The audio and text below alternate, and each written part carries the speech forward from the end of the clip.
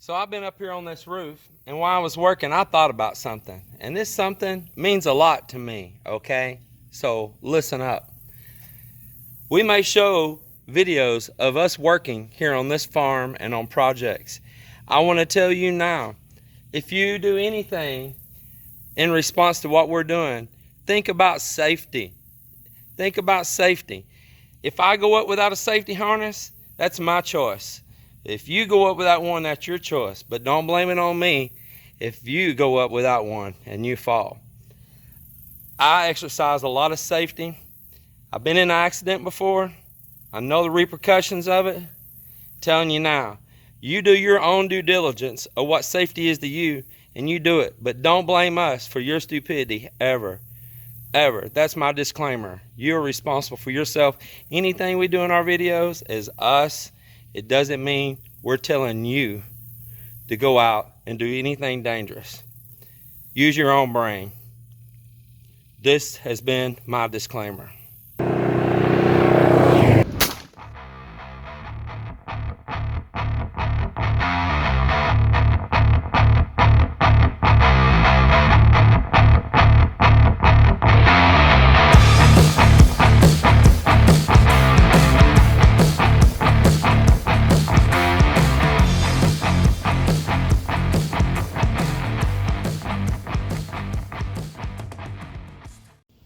Well, hello everybody. Well, I tell you what, here we are again.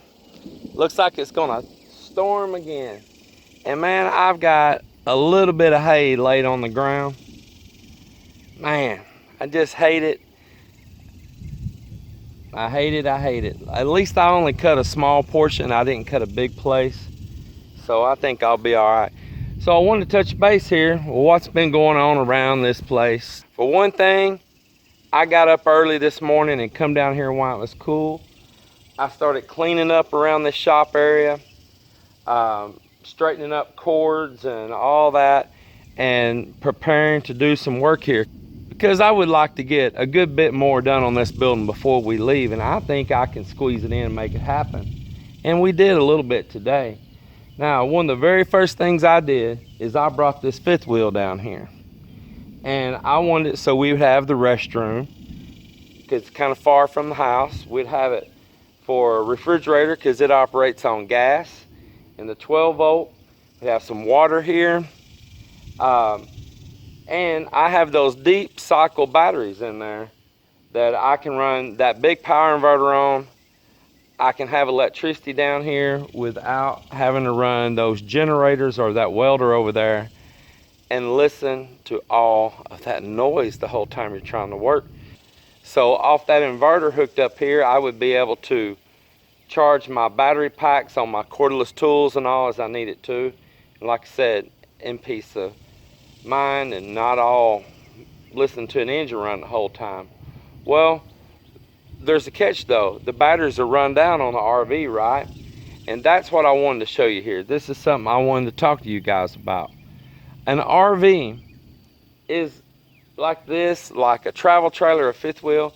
It's kind of like an off-grid home, isn't it, right? I mean, of course, you can pull into an RV park and hook up to the grid, and you can tote a generator with you, or some of them have them built in, and listen to that noisy thing and have power. But it still can be lived in without that, excluding the air conditioner, you know. But it has propane bottles on it that you can take and have refilled. Most of the systems in here are 12 volt. And so most everything else, your lights, all of that stuff, everything can function, you know. So what I had bought here a while back, because as we plan on building this building and I get this roof on, is I want this whole place to be off grid. I've looked at Tesla batteries and all these different batteries that you can buy, and I'm going to make a decision on one of those at some point in time. But for now, my only concern is keeping those deep cell batteries on this RV up, and not overcharging them and balling them out as well. So here's what we got going on. So I have 4 of these big solar panels. Now this thing's nearly as tall as I am. I mean, let me give you a little view here. It's about They're as tall as me. It's a big panel. These are 300 watt panels. 300 watt. Here's all the specs on it right here. 300 watt panels. These are Renogy's. See if that'll stay focused there. Give you all time to look at it there on your screen. Maybe y'all can pause that if you want to get a good look at it.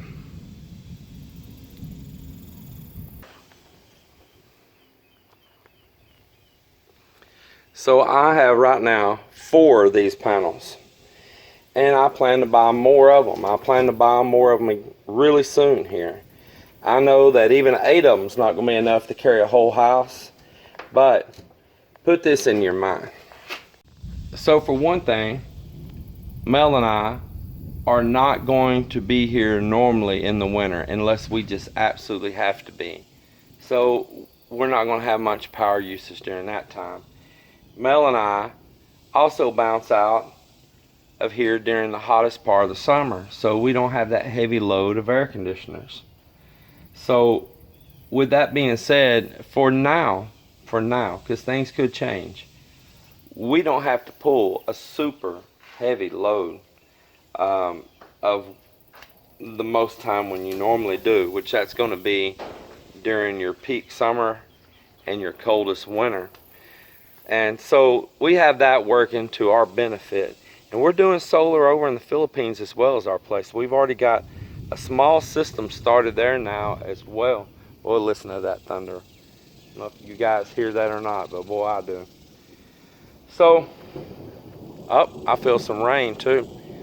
So the thing is that we plan on getting panels up on here. I can run them down here to this RV, and I have that inverter. The problem is that I don't have a really good charge controller. I have a small one, and it'll be okay for like that one panel right there. And that one panel is probably all I need on these 2 deep cycle batteries for what I'm going to do.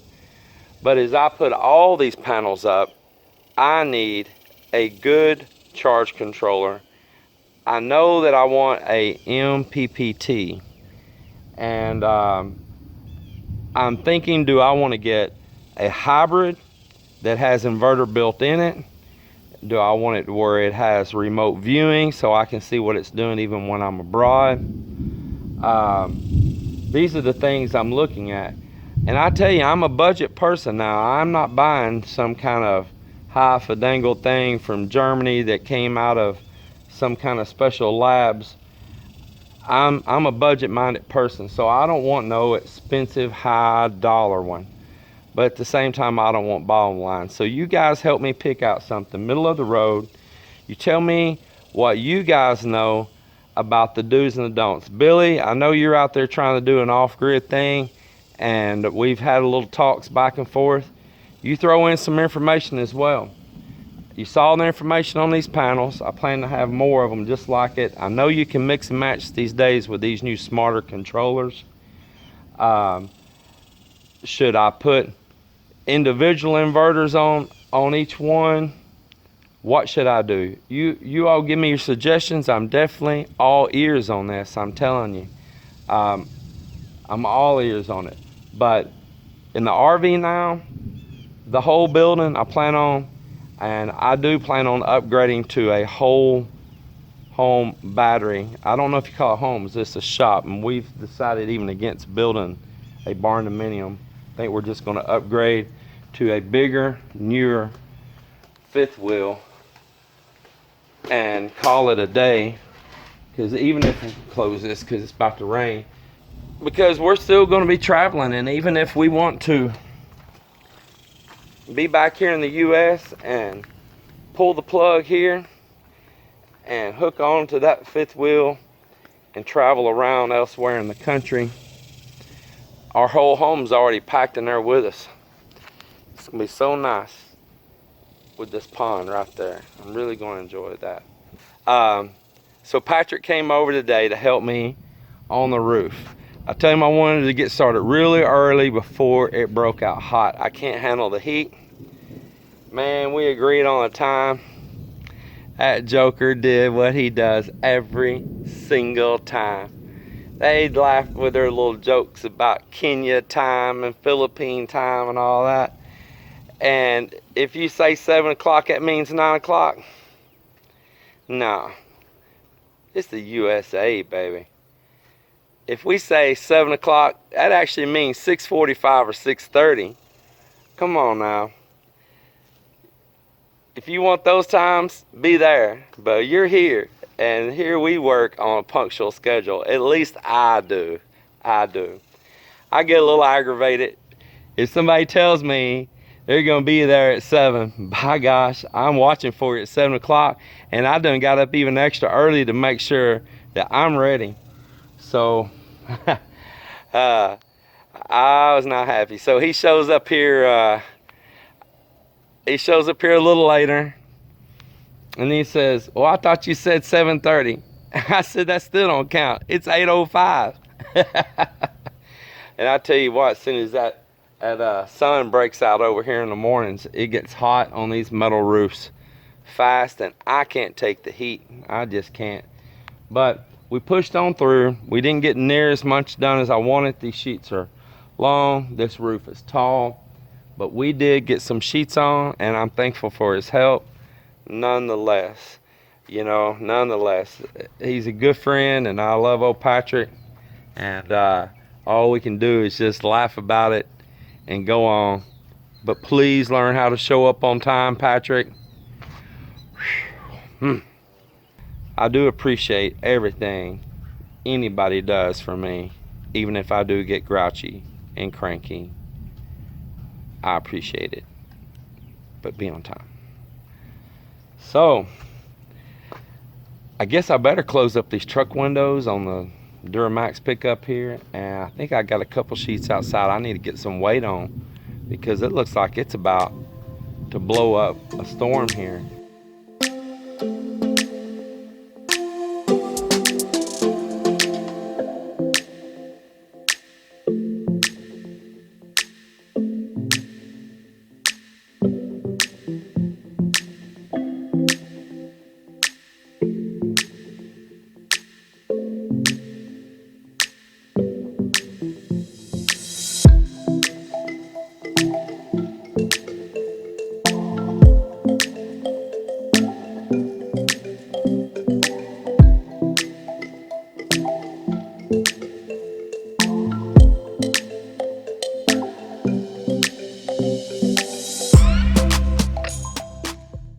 So as you seen there just then, we was putting down what we call this lap tape, joint tape, buell tape.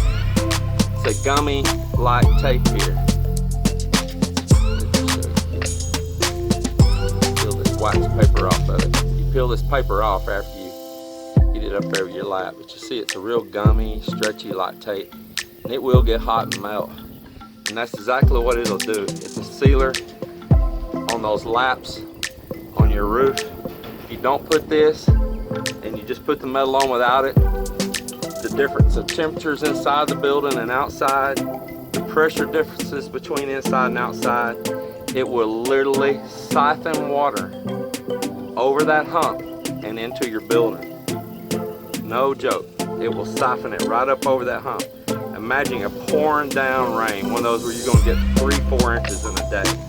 And all that water splatting down hard on these sheets and running down it. And that temperature difference will suck that water up over and into your building. And you'll have leaks inside. So that's what this is for, plus it seals it for air. So you have a less drafty building. And it also seals it from insects. So you have, less pests in your building too. So that's what this is. If you're building, please take the time and put this tape. It'll melt itself down, it'll smash down. You got a good working time with it, unlike a silicone where you'd have to hustle with it. You don't have to on this. So there it is.